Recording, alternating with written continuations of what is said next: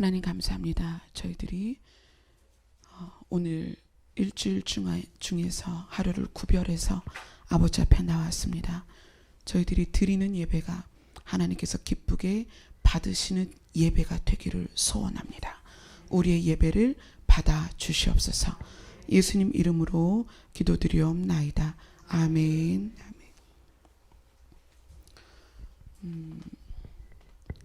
제가 사역을 시작하면서 늘 하나님 앞에 무릎을 꿇으면 또 일상의 삶 가운데서 하나님 저 어떻게 해요? 아시잖아요. 저 아무것도 할 줄 모르고 또 많은 사람들이 소유한 것들 중에 제가 소유한 게 없고 방향도 모르겠고 방법도 모르겠고 능력도 없고 늘 그런 상태에서 여기까지 시간이 흘렀어요. 네. 3월 초에 그때도 제 부족함 때문에 연약함 때문에 주님 앞에 그랬어요. 저 어떻게 해요? 우리 교회, 저의 사역, 저의 삶 모든 것에 대해서 어떻게 해요? 라고 또 하나님 앞에 나아갔어요. 근데 하나님께서 그래 너 부족하고 연약해. 그렇지만 내가 너를 기뻐한다. 네가 잘해서도 아니고 능력이 있어서도 아니고 네가 뭐 리더십이 있어서 추진력이 있어서 어떤 조직을 잘 가꿔서 그것도 아니다. 내가 너를 기뻐하는 이유는 단 한 가지죠. 너가 나를 전적으로 의존하기 때문이다. 그렇게 말씀하셨어요. 전적인 의존이 과연 뭘까? 그렇게 말씀을 이 말씀이 2월 달에 이제 그렇게 말씀을 주셨나 봐요. 그래서 그 전적으로 하나님을 의존한다는 게 무엇일까? 근데 그것을 말씀으로 풀어 주신 게 예레미야 7장입니다. 그래서 하나님을 전적으로 의존하는 게 무엇인지 오늘 예레미야 7장을 살피면서 여러분들 안에 하나님을 의존하는 것, 그것도 어설프게 의존하는 게 아니라 전적으로 의존하는 삶이 되시기를 소원합니다. 자, 7장 1절을 보면 여호와께로부터 예레미야에게 말씀이 임하니라. 이르시되, 하나님께서 예레미야에게 말씀을 하시기 시작합니다. 너는 예레미야야, 너는 여호와의 집 문에 서서 이 말을 선포해라. 여호와께 예배하러 이 문으로 들어가는 유다 사람들아, 여호와의 말씀을 들으라. 오늘 열린 하늘문 교회 성전의 문을 열고 들어온 여러분들에게 하나님께서 들으라. 내 말을 들으라. 오늘 이 말씀은 오늘 이 문을 열고 들어온 여러분 모두에게 해당하는 말씀입니다. 그리고 하나님께서 말씀하세요. 들어라. 듣고 깨달아라. 만군의 여호와 이스라엘의 하나님께서 이와 같이 말씀하시되, 성도들아, 너희의 길과 행위를 바르게 해라. 그리하면 내가 너희로 이곳에 살게 할 것이다. 지금 유다 사람들이 성전 문을 열고 들어왔어요. 지금 여러분들이 성전 문을 열고 들어왔습니다. 그런데 하나님께서 뭐라고 말씀하시냐면, 너희의 길과 행위를 바르게 하면 이곳에 살게 하겠다. 성전에서 살게 하겠다. 그럼 무슨 의미일까요? 이 곳도 살게 하겠다. 이 곳은 하나님께서 성전 자체만을 이야기하는 건 아니에요. 하나님께서 이스라엘 백성 모두에게 하시는 말씀이에요. 내가 너희에게 주겠다고 약속한 땅, 이 곳에서 살게 하겠다. 또 우리에게는 어떤 의미가 있냐면, 우리에게는 약속한 땅이 없잖아요. 이스라엘에게는 그 예루살렘을 포함한 그 약속한 땅이 있지만 우리에겐 약속한 땅이 없죠. 그럼 우리는 이곳에 살게 하겠다는 것이 무슨 의미냐는 거예요. 여러분이 열린 하늘문 교회에 문을 열고 들어왔습니다. 그런데 하나님께서 이곳에 살게 하겠다는 거예요. 이곳의 의미는 하나님께서 임재하신 곳, 하나님이 약속하신 곳이에요. 우리가 약속의 땅을 바라보는데 그곳이 어디냐? 새하늘과 새 땅입니다. 그곳에 살게 하겠다. 내가 약속한 곳에서 너희가 살게 하겠다. 그런데 그 살게 하는 방법, 또 이유가 어떤 거냐면 너희의 길과 행위를 바르게 하라는 거예요. 자, 4절이 굉장히 중요하죠. 4절 같이 읽겠습니다. 시작. 너희는 이것이 여호와의 성전이라 여호와의 성전이라 여호와의 성전이라 하는 거짓말을 믿지 말라. 유다 사람들이 여호와의 성전의 문을 열고 들어가서 그곳에 앉아서 야, 내가 오늘 여기 들어왔어. 내가 오늘 거룩해지는 거야. 나의 죄를 다 사함받고 나는 오늘 거룩해졌어. 여호와의 성전이라고 그들이 부르짖을 때에 그것은 무슨 의미냐면 건물 자체에 내가 속하여 있는 것으로 내가 변화될 거라고 생각하는 거예요. 이 건물이 성전이고 하나님의 거룩한 장소이기 때문에 내가 여기에 들어온 것으로 내 질이 바뀔 거라고 생각하는 거예요. 이 구별된 장소 안에 내가 들어있기 때문에 내가 세상과 다른 사람일 거라고 생각하는 거예요. 그런데 그것에 대해서 뭐라고 말하냐면 거짓말이다. 거짓말이다. 건물이 너희를 변화시키는 것이 아니라는 거예요. 여러분이 어떤 지도자를 추종한다면 저 사람이 하나님의 종이다. 저 사람이 하나님의 선지자다. 저 사람이 하나님의 사도다. 그럴 수 있습니다. 그러나 그가 나를 변화시키는 게 아니란 얘기예요. 내가 다니는 곳이 정말 마지막 때의 노아의 방주와 같은 교회다. 그러나 그 교회에 들어와 있는 것이 나를 변화시키는가? 아니요. 그렇지 않습니다. 그것에 대하여 오늘 뭐라고 말하냐면 거짓말이다. 거짓말을 믿지 말라. 이것이 여호와의 성전이다. 유다 사람들은 그 성전문을 열고 들어올 때마다 이곳이 여호와의 성전이다. 그러므로 내가 여기에 있기 때문에 내가 거룩할 것이다 라고 생각하는 거예요. 거짓말이라는 거예요. 그렇지 않다는 거예요. 8절을 보겠습니다. 같이 읽겠습니다. 시작. 보라, 너희가 무익한 거짓말을 의존하는도다. 어떤 교회가, 어떤 지도자가, 어떤 능력 있는 자가 마치 나를 변화시키고 나를 구별할 것 같고 나를 구원할 것 같지만 그것은 거짓말이다. 어떤 형태의 교회나 어떤 조직이나 또 그럴 수 있잖아요. 내가 어떤 선교단에 또는 어떤 어떤 큰 단체에 소속되어 있는데 공개적으로 굉장히 좋은 단체입니다. 그러나 그것이 나를 변화시키느냐? 내가 구원받을 수 있는 사람으로 만들어주느냐? 그렇지 않다는 거예요. 그것에 의하여 의존되었다라고 이야기를 하고 있어요. 보라, 너희가 무익한 거짓말을 의존하는도다. 의존이라는 말은 그 어떤 것에 의하여 내가 존재하는 걸 말하는 거예요. 그래서 의존되어지면 우리의 삶에 내가 의존한 것이 그대로 반영이 됩니다. 그대로 드러나요. 내가 무엇을 의존했느냐에 따라서 그 내가 의존한 것의 성격이 내 삶에 그대로 드러납니다. 근데 여기서 뭐라고 말하냐면 무익한 거짓말을 의존하는도다. 거짓말이 뭐다? 여호와의 성전이다라고 너희가 말하고 거기에 있으면 내가 변화될 거라고 말하는 그 성전 안에 들어와 있으면 내가 그 여호와의 성전 안에 있음으로 해서 거룩한 존재가 될 거라는 그 무익한 거짓말을 너희가 의존하고 있다. 그래서 의존된 것이 어떻게 삶에 반영되는가를 명확하게 구분해 주고 있습니다. 5절에서 7절까지 보겠습니다. 본문 5절에서 7절까지입니다.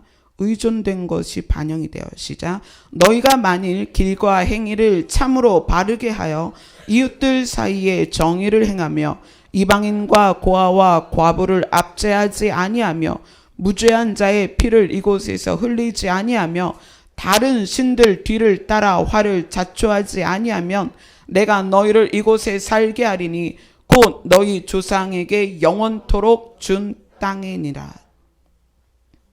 무엇을 의존했냐에 따라서 삶에 정의가 있다. 정의롭다는 거예요. 이방인과 고아와 과부를 압제하지 않고 그들을 돕는다는 얘기예요. 무죄한 자의 피를 흘리지 않는다는 것은 누군가를 억울하게 하지 않는다는 얘기예요. 다른 신들 뒤를 따라 화를 자초하지 않으며 우상 숭배하지 않음으로 해서 심판에 이르지 않는다는 거예요. 여기서 말하는 길과 행위를 바르게 한다는 게 뭘까요? 예레미야 6장 16절을 보세요.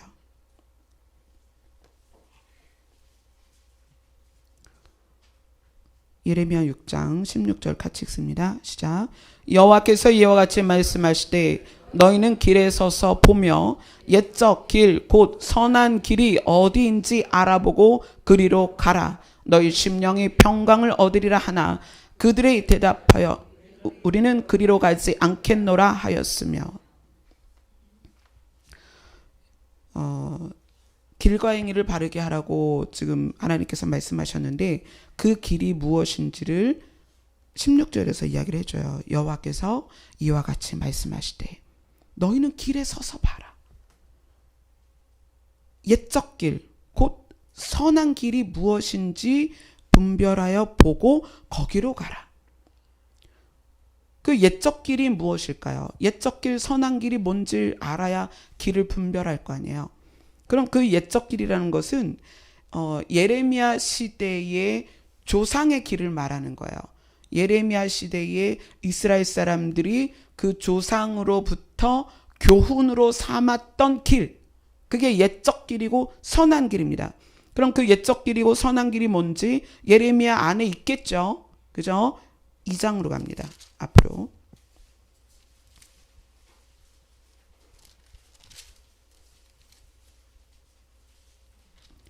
2장 2절.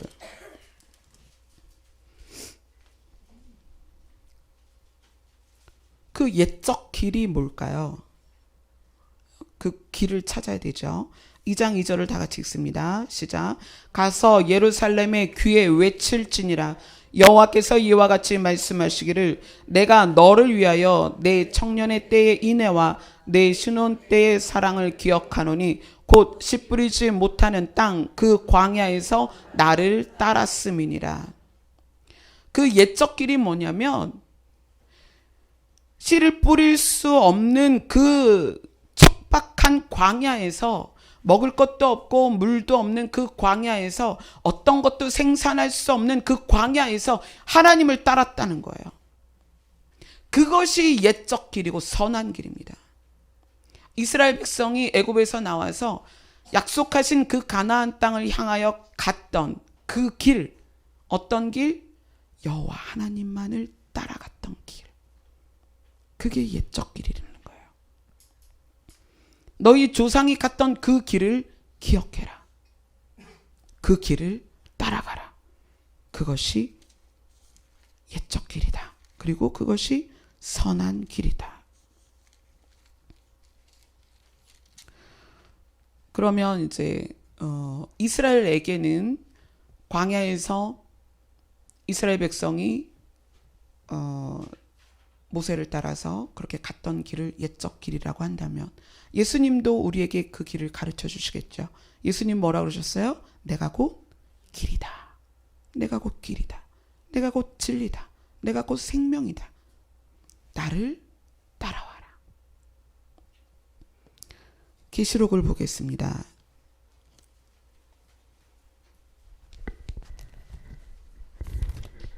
계시록 2장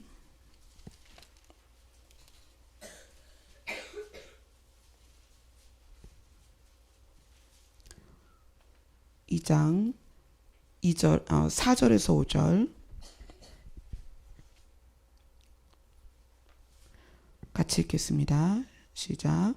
그러나 너를 책망할 것이 있나니 너의 처음 사랑을 버렸느니라.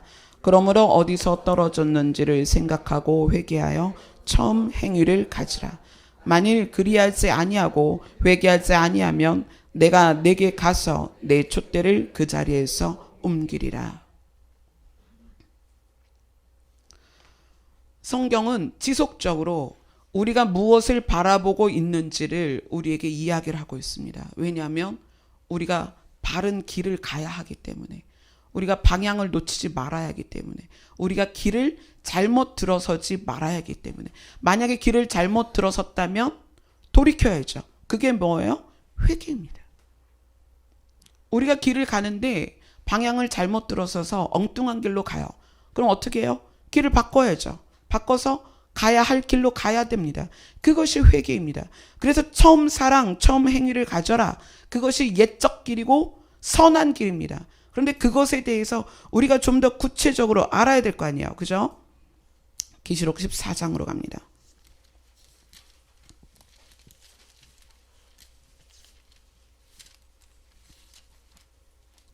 계시록 14장 4절 말씀 같이 읽겠습니다. 시작. 이 사람들은 여자와 더불어 더럽히지 아니하고 순결한 자라. 어린 양이 어디로 인도하든지 따라가는 자며 사람 가운데서 속량함을 받아 처음 익은 열매로 하나님과 어린 양에게 속한 자들이니.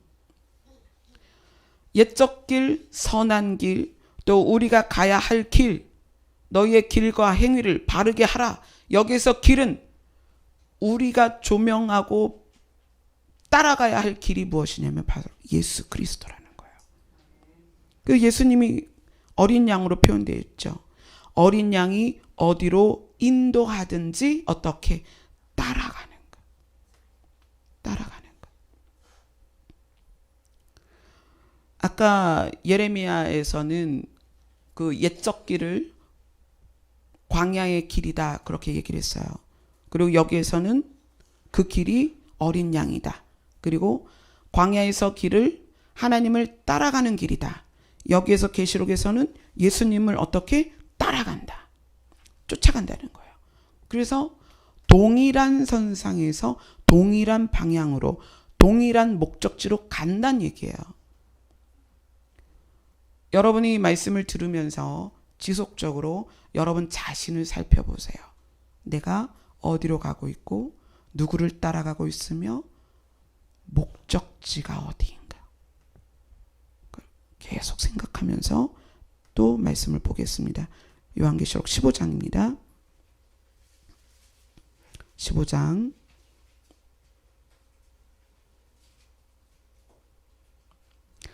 2절 3절 4절 2, 3, 4절 같이 읽겠습니다. 시작.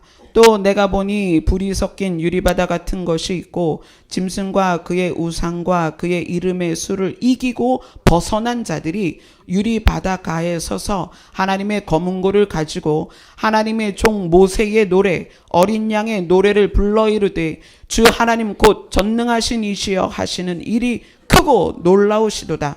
만국의 왕이시여 주의 길이 의롭고 참되시도다. 주여 누가 주의 이름을 두려워하지 아니하며 영화롭게 하지 아니하오리까. 오직 주만 거룩하시니이다. 주의 의로우신 일이 나타났음에 만국이 와서 주께 경배하리이다 하더라. 아멘. 3절에 보면 하나님의 종 모세의 노래 어린 양의 노래를 불렀다 이렇게 얘기해요.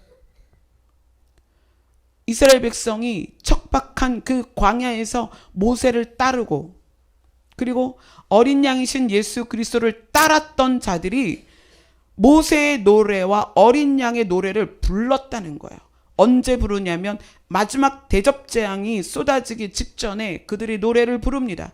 심판하시는 하나님은 의로우십니다. 이 세상을 마지막으로 정결케 하는 과정을 앞두고 모세의 노래와 어린 양의 노래를 부르는 자들이 주의 길은 의롭습니다. 고백하는 거예요. 우리가 주를 따라왔더니 그동안 여기서 그렇게 얘기하죠. 그의 짐승과 우상과 그의 이름의 수를 이기고 벗어난 자들. 이기고 벗어난 자들. 이 땅에서 많은 유혹이 있고 배도가 있고 변질되는 이 세상 가운데에서 그것들을 이기고 벗어난 자들, 또 휴거되지 못하고 남아서 그 7년의 환란을 이기고 벗어난 자들, 그 이기고 벗어난 자들이 무슨 노래를 따라 부르냐면 모세의 노래를 따라 불렀다는 얘기예요. 누구의 노래를 불렀느냐? 어린 양의 노래를 불렀다는 거예요. 그게 무엇입니까? 모세를 쫓았던 이스라엘 백성이 가나안에 들어간 것처럼, 어린 양을 쫓아갔던 자들이 시온산에 섰던 것처럼 이들도 모세의 노래와 어린 양의 노래를 부르게 된 거예요. 그리고 그렇게 얘기하죠. 주의 길이 의롭고 참되도다. 주를 따라가는 자들은 반드시 이길 것이다. 주를 따라가는 자들은 반드시 심판 가운데서 구원함을 받을 것이다. 주를 따라가는 자들은 절대로 지지 않을 것이다. 아멘. 모세의 노래와 어린 양의 노래를 따라 부르는 것은 모세가 전적으로 하나님을 의존해서 이스라엘 백성을 따랐던 것처럼, 예수 그리스도가 전적으로 하나님을 의존했던 것처럼 그렇게 하는 자들이 승리의 노래, 이기는 노래를 부를 수 있다는 거예요. 그러면 예수님이 어떻게 하나님의 말씀에 전적으로 의존된 분이었던가? 요한복음에 가면 이제 요한계시록을 쓴 그 요한이 예수님에 대해서 정확하게 묘사를 하고 있어요. 요한복음으로 가봅니다. 요한복음 5장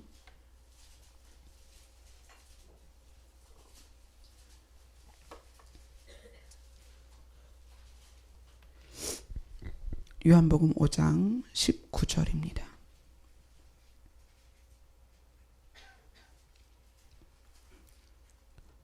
같이 읽겠습니다. 시작.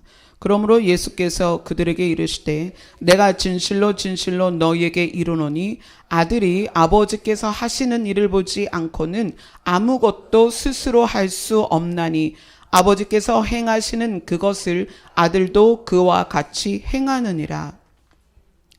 예수님께서 뭐라고 말씀하셨냐면 아들이, 내가 아버지께서 하시는 일을 보지 않고는 아무것도 스스로 할 수 없다. 아버지께서 행하시는 그것을 아들도 그와 같이 행한다. 이건 뭐냐면 의존이 뭐라 그랬죠? 내가 의지한 것에 의하여 내가 존재하는 거예요. 그러니까 예수님이 하나님을 전적으로 의존했기 때문에 예수님이 하나님을 의지한 상태에서 하나님에 의하여 이 땅에서 존재했다는 거예요. 그래서 하나님에 의하여 존재하기 때문에 하나님의 뜻과 하나님의 방법과 하나님의 생각이 그대로 삶에 반영됐다는 얘기예요. 예수님의 삶은 전적으로 하나님의 뜻과 하나님의 방법이 반영된 삶이라는 거예요. 자, 그것을 30절에 똑같이 말씀하십니다.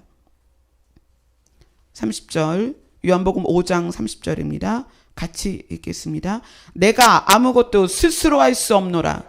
들은 대로 심판하노니 나는 나의 뜻대로 하려 하지 않고 나를 보내신 이의 뜻대로 하려 함으로 내 심판은 의로우니라. 하나님이신 예수님이 이렇게 얘기하는 거예요. 나는 아무것도 스스로 할 수 없노라. 들은 대로 심판한다. 누구의 말씀을 들은 거예요? 아버지의 말씀을 들은 대로 심판한다.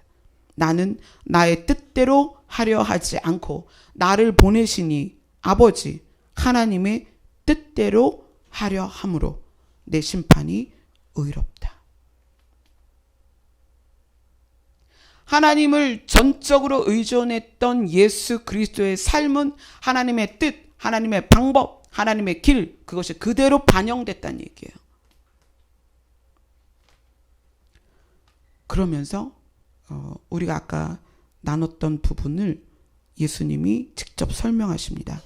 우리가 지금 요한복음 5장 읽고 있죠. 5장 45절 46절.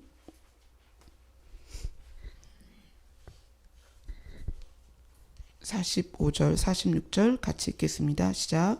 내가 너희를 아버지께 고발할까 생각하지 말라. 너희를 고발하는 이가 있으니 곧 너희가 바라는 자 모세니라. 모세를 믿었더라면 또 나를 믿었으리니 이는 그가 내게 대하여 기록하였음이니라. 아멘. 내가 너희를 아버지께 고발할 필요가 없어. 왜냐하면 모세가 너희를 고발할 거야. 왜? 모세 자신이 하나님을 따르는 본을 보였습니다. 하나님을 전적으로 의존했던 모세가 그 전적인 의존의 삶을 그대로 보여줬습니다. 아까 얘기했죠. 예레미야서에서 옛적 길을 생각해라. 그 옛적 길, 선한 길이 뭐다? 광야에서 하나님을 따랐던 삶이었어요. 그때 지도자가 모세였습니다. 그래서 이스라엘 백성이 가장 존경하는 지도자로서 모세를 꼽습니다. 물론 다윗도 있겠지만, 그러면 그 모세가 이스라엘 백성에게 보여준 본이 뭐냐면 하나님을 따르는 삶이었어요. 가라 하면 가고 멈추라 하면 멈췄던 그 따르는 삶을 보여줬는데, 이스라엘 백성이 지금 현재 그렇게 살고 있지 않기 때문에 하나님 보좌에 하나님과 대면하고 있는 모세가 너희를 고발할 거라는 거예요. 그 길을 너희가 살고 있지 않으니까. 예수님 자신이 전적으로 하나님께 의존된 것과 모세가 전적으로 하나님을 의존하여 살았던 그 삶을 두 가지를 요한복음 5장에서 말하고 있습니다. 우리에게 주는 교훈이 뭐예요? 너희는 그렇게 살고 있느냐는 거예요. 전적으로 하나님을 의존하고 있는가? 우리가 하나님을 전적으로 의존하고 있는가를 이제 증명해 내야 됩니다. 그래야 증명해서 전적으로 하나님을 의존하고 있지 않다면 어떻게 해야 돼요? 옛적 길을 생각하고 돌이켜야죠. 회개해서 처음 행위와 처음 사랑으로 돌아가야 되죠. 그죠? 자, 예레미야서로 갑니다. 오늘 본문으로 다시 갑니다. 예레미야서 7장.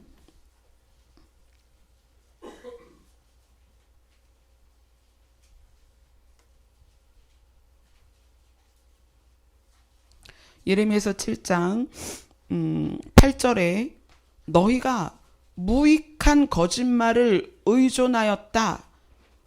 하나님을 전적으로 의존한 것이 아니라 거짓말을 의존했다. 이 거짓말이 뭐라 그랬죠? 아까 위에 올라가서 이것이 여호와의 성전이다. 그래서 교회 안에 들어와 있는 것으로 안정감을 느끼고 내가 교회를 다니는 것 때문에 내가 거룩해졌다고 생각하고 내가 교회에 속하여 있기 때문에 구원받을 거라고 생각하는 성도들에게 너희가 무익한 거짓말을 의존하였다. 너희가 무익한 거짓말을 의존한 것을 증명해 보이겠다. 그리고 9절 10절을 이야기하시는 거예요. 9절 10절을 같이 읽습니다. 시작. 너희가 도둑질하며 살인하며 간음하며 거짓 맹세하며 바알에게 분향하며 너희가 알지 못하는 다른 신을 따르면서 내 이름으로 일컬음을 받는 이 집에 들어와서 내 앞에 서서 말하기를 우리가 구원을 얻었나이다 하느냐. 이는 이 모든 가증한 일을 행하려 함이로다. 대표적인 삶의 악한 모습들을 쭉 이야기하면서 너희들이 이렇게 살면서도 이곳에 들어와서 거룩한 여호와의 성전에 들어있기 때문에 너희가 구원받은 백성이라고 말할 수 있냐는 거예요.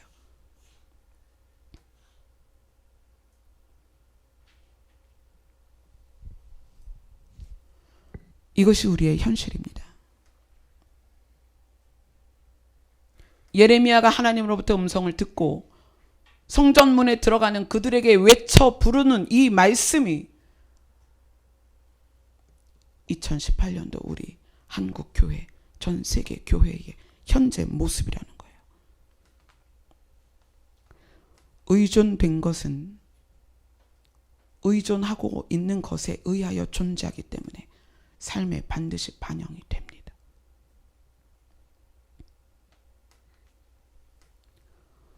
너무나 극명하게 예레미야는 8절을 기점으로 5절, 6절, 7절과 9절, 10절을 나누었습니다. 그래서 너가 무엇을 의존하였느냐가 삶으로 증명될 거라고 이야기를 하고 있어요. 그리고 의존된 것에 의하여 어떤 결과가 나오느냐. 이제 물론 삶이 이렇게 바뀌죠. 삶이 다릅니다.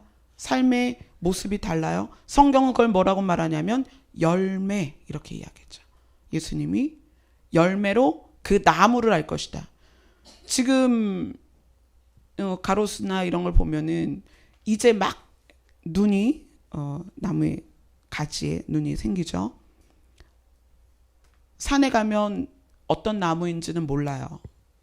나무가 워낙 많으니까. 근데 언제 그 나무의 정체성을 알 수 있냐면 열매가 열릴 때. 밤이 열리면 밤나무구나. 사과가 열리면 사과나무구나. 배가 열리면 배나무구나. 알죠? 언제 알아요? 열매가 열리면 알아요. 근데 지금은 이파리도 없고 다 가지만 있고 이 기둥만 있기 때문에 나무의 정체성을 알 수가 없어요. 근데 열매를 보면 알죠. 그러니까 내가 전적으로 의존했다라고 하는 것이 삶에서는 잘 몰라요. 그런데 삶의 열매를 보면 알 수 있다는 거예요. 내가 무엇에 의존되어 내가 존재하고 있는지, 내가 전적으로 어디에 어떤 것에 의존하고 있는지가 삶의 열매로 나타날 수 있고요.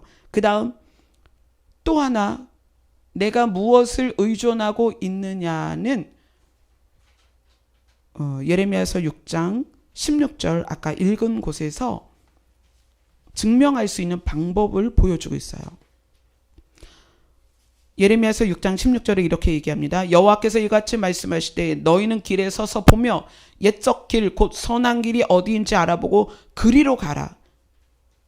그러면 너희 심령이 평강을 얻으리라. 아멘. 그 길이 그런데 우리가 예레미야서 2장에서 봤잖아요. 씨를 뿌릴 수 없는 척박한 땅이라고 했어요. 그곳에서 너희가 나를 따라왔다라고 얘기하고 있어요. 그러면 이 옛적 길 선한 길로 가려면 우리는 척박하고 씨를 뿌릴 수 없고 소산을 얻을 수 없는 땅이지만 거기를 가라는 거예요. 우리가 그런데 그곳에 가면 평강을 얻을 거라는 거예요. 여러분이 하나님을 전적으로 의존한다면 심령에 평강이 있습니다. 환경이 변해서가 아니에요. 여러분의 조건이 바뀌어서가 아닙니다. 저는 이렇게 태어났기 때문에 이대로 살 거예요. 제가 뭐 더 예뻐지겠어요? 더 커지겠어요? 저 부모님에게 물려받은 재산이 없어요. 앞으로도 가난할 것입니다. 저 배운 게 없어요. 제 학력 여기서 끝이에요. 제가 뭐 공부를 해서 대학을 가겠어요? 저는 저의 환경이 이것이 끝입니다. 얼마나 뭐가 어떻게 바뀌겠어요? 그런데 평강을 주시겠다는 거예요. 사람은 자기가 나고 자란 환경이 나름대로 다 있습니다. 다 달라요. 천차만별이에요. 그래서 서로 비교하면서 그것에 의해 자격지심도 생기고 또 그것 때문에 뭐 교만하기도 하고 그것 때문에 또 괴롭기도 하고 많이 그러죠. 차이가 있기 때문에 차이 안에서 내가 우열을 가려서 낙심하기도 하고 그러는 거예요. 그런데 평강은 그것과 상관없이 온다는 거예요. 태산 같은 문제가 있는데 하나님 저 문제 때문에 제가 괴로워요. 그 하나님이 그 태산을 치워버립니까? 치워서 내가 그 길을 가는 건가요? 아니요. 아까 계시록에서 읽었던 것처럼 이긴다는 거예요. 태산 같은 문제가 있는데 그걸 이긴다는 거예요. 내가 정말 감당할 수 없을 것 같은 과정들이 내 앞에 1, 2, 3 쫙 모여 있어도 하나님을 따라갈 때 그것을 이겨낸다는 거예요. 건너뛴다는 거예요. 2015년 3월에 저에게 그렇게 말씀하셨습니다. 너 앞에 강이 흐를 것이다. 그 강을 건너라. 하나님께서는 그 강에 배를 띄워서 저를 태우고 가시지 않았습니다. 그 강을 들어가게 하셨습니다. 모든 물살을 지나게 하셨어요. 수심이 얼마나 깊은지, 그 물이 얼마나 차가운지 절절하게 느끼며 그 강을 건넜습니다. 그러나 건너도록 손잡아 주시고 마음을 지키게 도와주셨어요. 하나님을 의존한다는 것은 환경이 바뀌는 게 아니에요. 하나님을 전적으로 의존하여 그 길을 간다는 것은 탄탄대로가 아니에요. 그럼에도 불구하고 주님을 따라갈 때, 모세가 이스라엘 백성을 인도해서 척박한 그 광야를 지나가는데 누구를 따라갔느냐? 여호와 하나님을 따라갔습니다. 그랬을 때 그들이 약속한 가나안 땅에 들어간 거예요. 예수님이 나를 따라오려거든 십자가를, 각자에게 주어진 십자가를 지고 따라와라. 어린 양이 어디로 인도하든지 따라가는 자는 시온산에 설 것입니다. 아멘. 그런데 그들에게 선물을 주시겠다는 거예요. 평강을 주시겠다는 거예요. 그래서 우리가 보는 거예요. 물론 내 삶의 열매를 봐야죠. 예레미야서에서는 중요한 부분들을 구분해서 삶에서 드러날 수 있는 부분들을 나눠놨죠. 우리도 우리의 삶을 돌이키는 거예요. 내 삶의 열매. 내가 어떻게 생각하고 어떻게 말하고 어떻게 행동하고 어떻게 선택하는가. 그 다음에 내 안에 평강이 있는가. 여러분, 평강이 뭐에 의해서 생겨날까요? 이 평강이. 세상은 그렇게 표현하잖아요. 뛰는 사람 위에 나는 사람이 있고, 그죠? 집도 몇 평 한없이 커지죠. 재산도 이 정도면 부자인 것 같은데 찾아보면 더 많은 사람이 있고 더 많은 사람이 있고. 무엇이 우리를 평강하게 할까요? 그 평강을 주는 분이 여호와 하나님이라는 거예요. 여호와께서 이같이 말씀하시되 너희는 길에 서서 봐라. 너희가 평강이 없느냐? 평강이 없다면 지금 너희가 지금 잘못 가고 있는 거다. 돌이키라는 거예요. 옛적 길 곧 선한 길이 어디인지 알아보고 그리로 가면 너희 심령이 평강을 얻으리라. 그런데 이제 여호와께서 그렇게 말씀하셨는데 그들의 대답이 이렇게 얘기를 하는 거예요. 그들의 대답이 우리는 그리로 가지 않겠노라. 우리는 그리로 가지 않겠노라. 왜냐하면 그 길을 보니까 양보해야 될 것 같고 손해볼 것 같고 내가 피해를 볼 것 같고 내가 바보 같아 보일 것 같고, 그렇죠? 그래서 그 길로 안 가는 거거든요.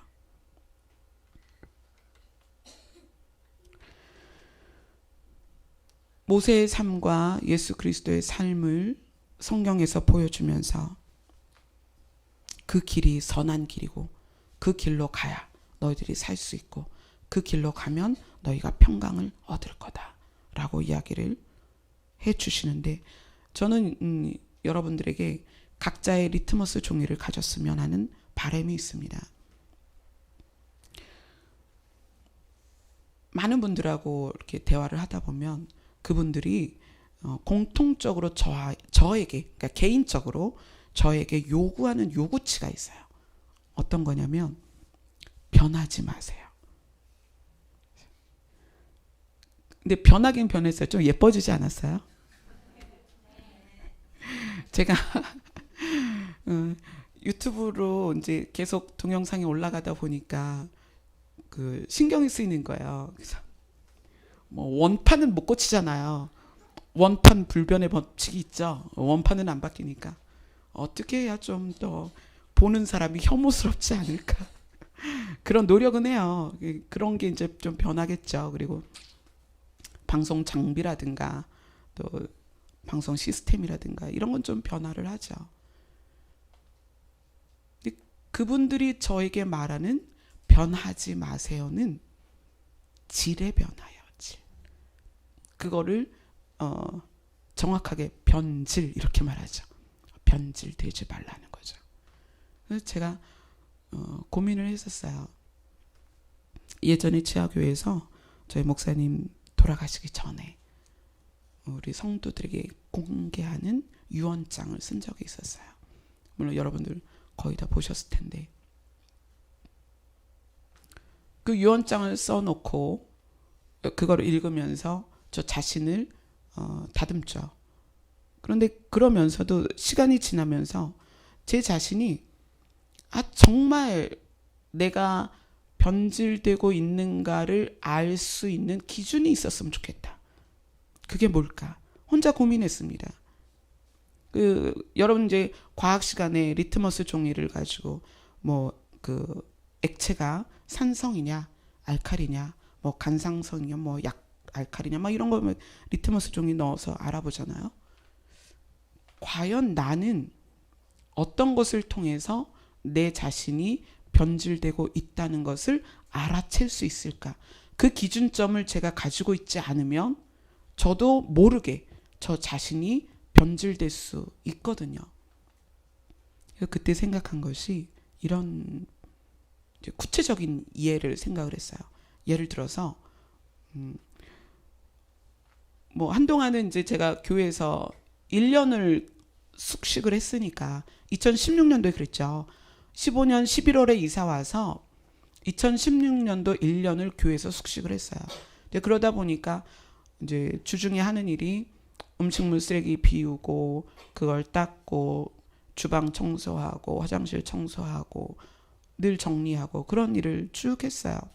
그리고 2017년에는 집으로 들어갔죠. 큰아이가 집으로 가겠다 그래서. 그러면서 이제 교회 그 화장실 청소나 음식물 쓰레기통 버리는 거나 이런 거를 이제 못 하게 됐어요. 아이 때문에 집에서 잘 못 나오니까. 이제 가끔 이제 지나가다가 교회 음식물 쓰레기통이 있으면 그걸 들고 들어가죠. 근데 그게 7, 8월이면 하루 만에 그 통이 썩어요.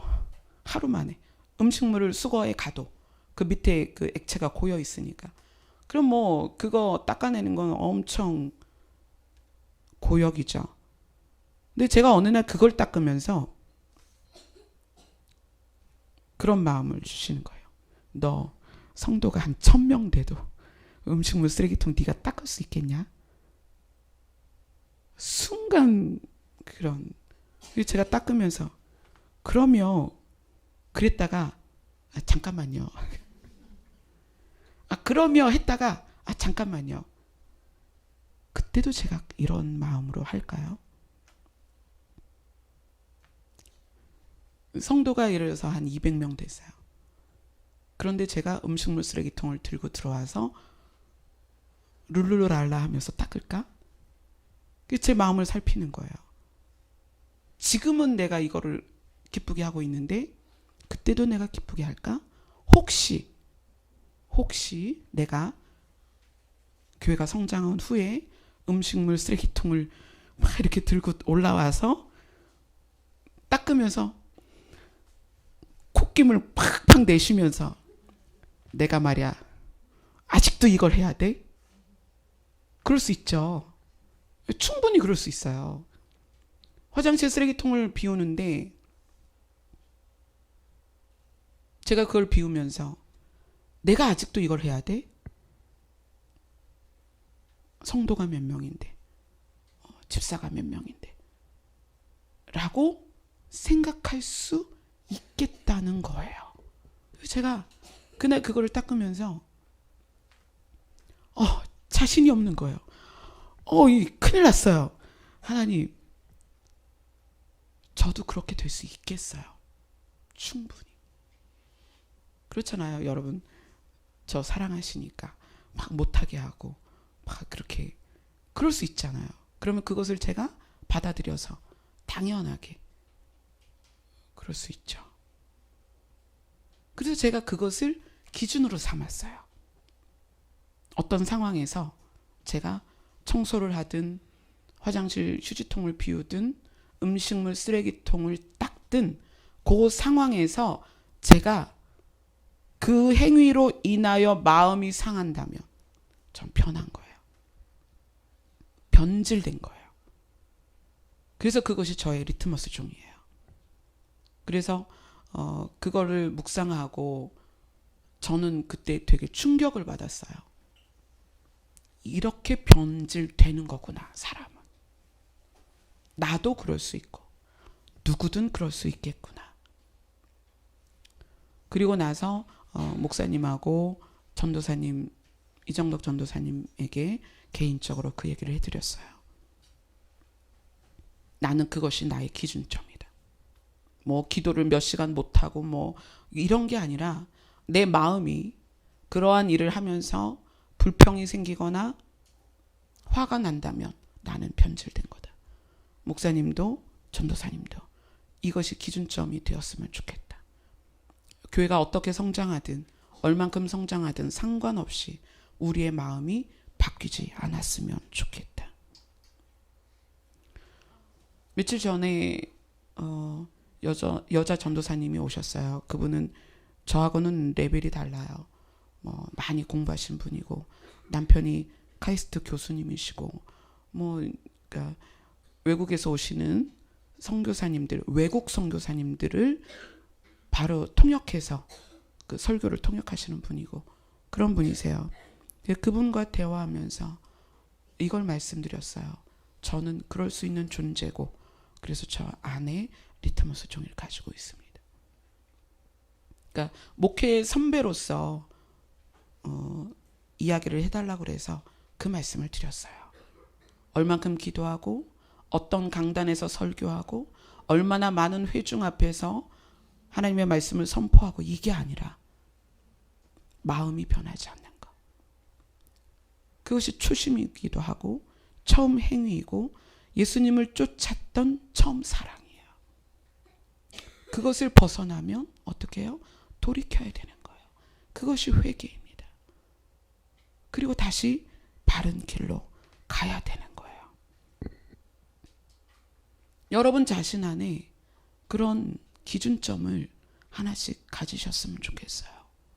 내가 예수 그리스도를 바르게 따라가고 있는가? 내가 그 길에 있는가? 내가 그 선한 길에 서 있는가? 내가 그분을 쫓아가고 있는가? 내가 예수 그리스도의 생각과 마음이 내 삶에 반영되고 있는가? 반영된 것이 삶의 열매로 나타나고 있는가? 그리고 그 길에서 환경은 여전히 어렵지만 평강을 누리고 있는가? 그 예수님이 우리에게 말씀하시잖아요. 나에게 와라. 수고하고 무거운 짐진 자들아 나에게 와라. 그리고 그렇게 약속하셨어요. 나의 평안을 주겠다. 나의 평안을 주노라. 이것은 세상이 감당할 수 없는 평안이다. 환경이 변해서 얻어지는 기쁨하고는 비교할 수 없는 평안이다. 여호와 하나님이신 예수 그리스도만 우리에게 주실 수 있는 평안입니다. 아멘. 그리고 이제 알았잖아요. 다 알았습니다. 옛적 길 선한 길이 무엇인지 알았습니다. 모세처럼 하나님을 따라가는 것, 또 시온산에 서는 어린 양을 따라가는 그 삶이 무엇인지 알았습니다. 그러면 구체적으로 어떻게가 나와야 되잖아요. 어떻게. 그것을 오늘 본문 마지막 절이 이야기를 해주고 있습니다. 예레미야서 7장 11절 같이 읽겠습니다. 예레미야서 7장 11절입니다. 시작. 내 이름으로 일컬음을 받는 이 집이 너희 눈에는 도둑의 소굴로 보이느냐? 보라, 나 곧 내가 그것을 보았노라. 여호와의 말씀이니라. 성전에 대해서 여호와께서 보시니까 도둑의 소굴로 보인다는 거예요. 겉은 여호와의 성전인데 안에 전부 도둑만 들어있다는 거예요. 어떤 사람? 무익한 거짓말을 의존하여서 삶의 열매가 없고 평강이 없는 사람이 드글드글하다는 거예요. 도둑의 소굴이다. 그러면 어떻게 옛적 길로 가고 선한 길로 돌이킬 것인가? 이 말씀을 가지고 예수님이 예루살렘 성전에서 말씀하셨습니다. 장사하는 자들을 다 내어 쫓으시고 성전은 어떤 곳이라고 말씀하셨죠? 만민이 기도하는 집이다. 여기는 장사하는 곳도 아니고, 여기는 너희들이 물건을 바꾸는 곳도 아니고, 너희들이 서로 교제하려고 모인 곳도 아니고, 만민이 기도하는 집이다. 하나님과 만나는 자리라는 거예요. 그래서 여러분이 교회에 올 때 목적 자체를 바르게 설정하세요. 여기 교회에 오는 것은 조직을 위해서, 어떤 교제를 위해서, 좋은 만남을 위해서 오는 것이 아닙니다. 여호와 하나님을 만나기 위해 오는 것이에요. 그래서 여러분이 이곳에 오셔서 집중할 것은, 저희들이 예배 드리고 나면 이제 식사를 할 건데, 반찬이 어떻고, 식사 자리가 어떻고, 되게 우리 지금 불편하잖아요. 그런 거에 집중하지 마세요. 여러분이 이곳에 오는 것은 여호와 하나님을 만나러 오는 거예요. 그래서 예배를 드리고 그 다음에 식사를 하고 여분의 시간들이 있을 때 여러분 자리에 앉아서 여호와를 묵상하세요. 생각하세요. 성경은 예수를 깊이 생각하라. 예수를 깊이 생각하면 어떻게 돼요? 그 예수로 인해서 물든다는 얘기예요. 예수로 물들었을 때 예수의 향기가 나타나겠죠. 그게 뭐예요? 옛적 길 선한 길로 갈 때, 내가 하나님을 전적으로 의존할 때 삶으로 나타난다는 얘기예요. 전적으로 의존한 그 존재에 의하여 내가 살아가는 것, 그것이 삶으로 반드시 반영돼야 되고 열매로 드러나야 됩니다. 여러분이 누구에 의하여 존재하고 있습니까? 누구에 의하여, 무엇에 의하여, 어떤 가치에 의하여 존재하고 있는지는 삶에 반드시 드러납니다. 그것이 열매이기 때문에 그래요. 만약에 여러분이 하나님을 전적으로 의존한 모습으로 살고 있지 않다면 여러분 성전에서 주님을 만나셔야 됩니다. 만민이 기도하는 집이다. 예수님이 이 짧은 본문, 내가 보았을 때 도둑의 소굴로 보인다. 하나님께서 그걸 봤다라고 얘기하시잖아요. 예수님이 그걸 보신 거거든요. 그래서 예루살렘 성전을 정화하시고, 이곳은 이렇게 쓰는 곳이 아니야. 만민이 기도하는 집이다. 여호와 하나님을 만나는 곳이라는 거예요. 여러분 교회 다니는 목적을 바꾸세요. 교양과 교훈을 위해 다니는 게 아닙니다. 여호와 하나님을 만나려고 교회 오는 거예요. 이곳의 문을 열 때마다 하나님 만나주세요. 하나님과 친밀해지길 소원합니다. 예수님 저에게 와주세요. 예수님과 동행하길 소원합니다. 그래서 예수님이 늘 그렇게 말씀하셨어요. 나는 하나님과 하나다. 하나님 안에 내가 있고 하나님이 내 안에 있다. 그것처럼 내가 너희 안에 있기를 원하고 너희가 내 안에 있기를 원한다. 전적으로 너희가 나에게 의존되기를 원하신다는 거예요. 오늘 말씀이 여러 본문을 살피면서 나눴기 때문에 여러분들이 이제 주중에 이 말씀을 다시 들으면서 성경을 펴서 읽어가면서 다시 여러 번 묵상하셨으면 좋겠어요. 그래서 우리가 무엇에 전적으로 의존된 존재인가? 나는 삶에서 어떤 열매로서 그걸 증명하고 있는가? 여러분은 삶으로 지금 내가 의존한 것에 대하여 증명하고 있습니다. 여러분 자신은 모르지만 세상 사람들이 보고 알고 있습니다. 제가 오산에 가서 평생 교회를 한번 크리스마스 때 아기 때 사탕 받으러 한 번 가보신 70 넘으신 어르신을 뵀어요. 월남전 참전했던 정말 기골이 장대하시고 너무나 잘생기신 분이신데 그분이 그렇게 얘기를 하시더라고요. 교인을 자기가 왜 싫어하느냐? 교회 다니는 사람을 왜 싫어하는지 아느냐? 구별이 안 된다는 거예요. 세상 사람하고. 배려도 없고 천원 갖고 싸우고. 그분 그러시더라고요.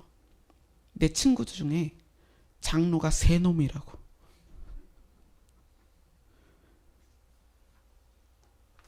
그분하고 대화를 나누는데 제가 계속 울었어요. 너무 마음이 아픈 거예요. 그래서 제가 교회를 대표로 아버님께 사과를 했어요. 교회가 잘못 가르친 까닭입니다. 성도가 잘못 배운 까닭입니다.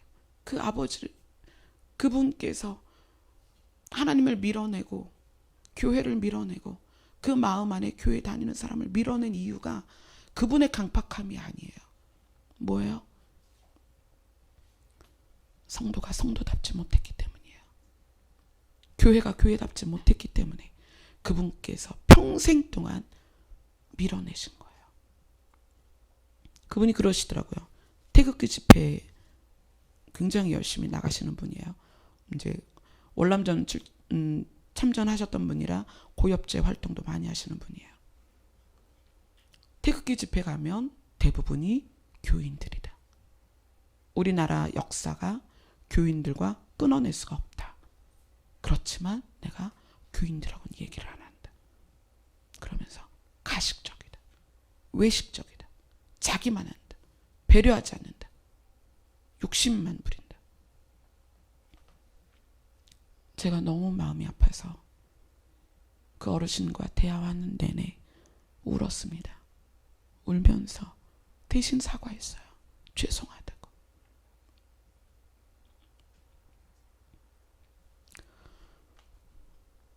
그 눈물을 보고 그 어르신께서 마음이 좀 열리셨어요. 그래서 우리 교회를 꼭 오시겠다고.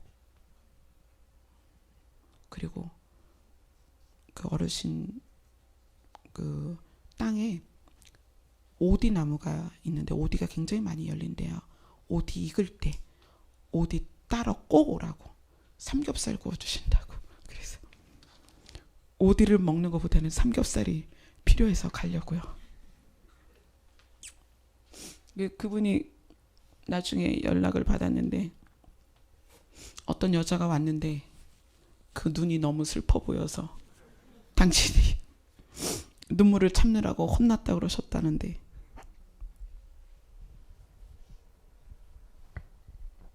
주님의 눈물입니다. 주님께서 교회를 보면서 주님이 마음 아파하세요. 나의 길을 갔으면 좋겠는데. 주님께서 저에게 너 나 간 길을 갈 수 있겠니? 나와 함께 갈 수 있겠니? 그것이요, 뭐 병자를 일으키고 귀신을 쫓고 그런 게 아니에요. 예수 그리스도의 성품이 반영되는 거예요. 내 안에. 그래서 그걸 흘려보내라는 거예요. 예수님처럼 뭐 죽은 자를 살리고 그런 게 아니에요. 무덤에서 시신을 꺼내갖고 살리고 그런 게 아니라 그분의 마음이, 그분의 생각이, 그분의 성품이 우리에게 반영되는 것. 우리에게 반영되어진 성품이 열매로 드러나는 것. 그리고 그 성품이 우리 안에 들어왔을 때 평강이 임하는 거예요. 아멘. 아멘. 기도하겠습니다.